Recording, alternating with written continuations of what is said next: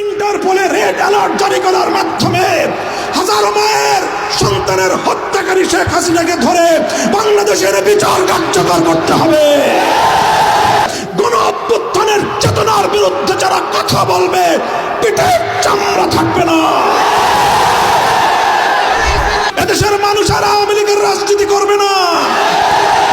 আওয়ামী লীগের রাজনীতি মানুষকে হত্যার রাজনীতি, আওয়ামী লীগের রাজনীতি লুটপাট আর দুর্নীতির রাজনীতি, আওয়ামী লীগের রাজনীতি সাম্প্রদায়িক উস্কানি দিয়ে সাম্প্রদায়িক সংঘাত তৈরি করবার রাজনীতি, আওয়ামী লীগের রাজনীতি গুম আর খুনের রাজনীতি, আওয়ামী লীগের রাজনীতি আমার তাগড়া তাগড়া যুবক সন্তানদেরকে মায়ের বুক থেকে কেড়ে নিয়ে গুমের রাজত্ব কায়েম করবার রাজনীতি। এই রাজনীতি আর বাংলাদেশের মানুষ, বাংলাদেশে আর এই রাজনীতি করা যাবে না। শেখ হাসিনাকে বলতে চাই, পালিয়ে গেছেন ভারতে। বাংলাদেশের 1 ইঞ্চি মাটি, বাংলাদেশের 1 ইঞ্চি জলপথ, নৌপথ এবং সড়ক পথ পালিয়ে যাওয়ার জন্য এদেশের মাটি আপনাকে সহযোগিতা করে নাই। আপনি এই দেশের মাটির সঙ্গে গাদ্দারি করেছেন। আপনার রাজনীতি ছিল বাংলাদেশের মানুষ থেকে প্রতিশোধের রাজনীতি। আপনার বাবার 1972 সাল থেকে 75 সাল পর্যন্ত বাকশালী রাজনীতির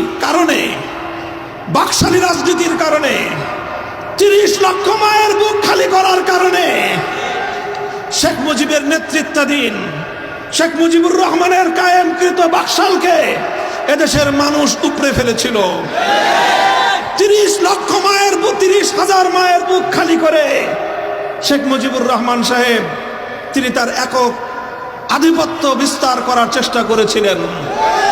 15ই আগস্টের মাধ্যমে শেখ মুজিবুর রহমান সাহেব সপরিবারে নিহত হয়েছেন। সেই ঘটনা নিয়ে আমি আমার কোনো মন্তব্য করতে চাই না, কিন্তু বলতে চাই 15ই আগস্টের ঘটনার মূল্যায়ন করতে হলে তার আগে সিরাজ শিকদার সহ বাংলার মাটিতে হত্যাকাণ্ডের শিকার 30,000 যুবকের হিসাব দিতে হবে। তার আগে হাজার হাজার আলেমদেরকে 1971 সালের মুক্তিযুদ্ধ পরবর্তী সময়ে বিনা বিচারে যাদেরকে কারারুদ্ধ করে নির্যাতন করা হয়েছিল সেই হিসাব কষতে হবে। সেই হিসাব না কষে শেখ হাসিনা ঘোষণা দিয়েছিলেন যে দেশের মানুষ তার বাবাকে খুন করেছে তিনি সেই দেশের মানুষ কাছ থেকে প্রতিশোধ নিয়ে ছাড়বেন। সেটা তার 75 সালের ঘোষণা ছিল শেখ হাসিনার।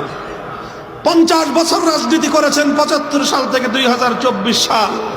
24 সালে এসে আজ কথা বলতে দ্বিধা নাই। শেখ হাসিনার 50 বছরের রাজনীতি ছিল বাংলাদেশের মানুষের বিরুদ্ধে প্রতিশোধ গ্রহণের রাজনীতি।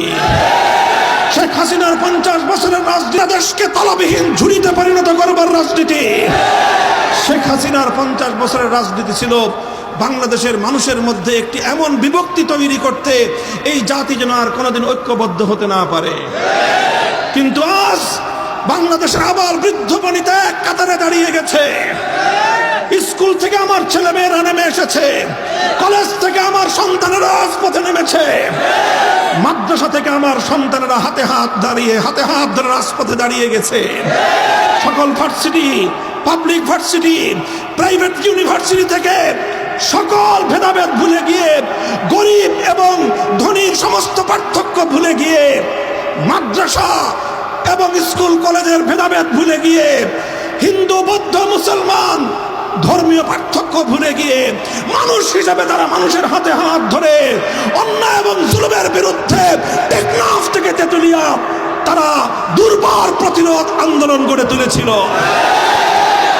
এই ঐক্যই হলো বাংলাদেশের শক্তি।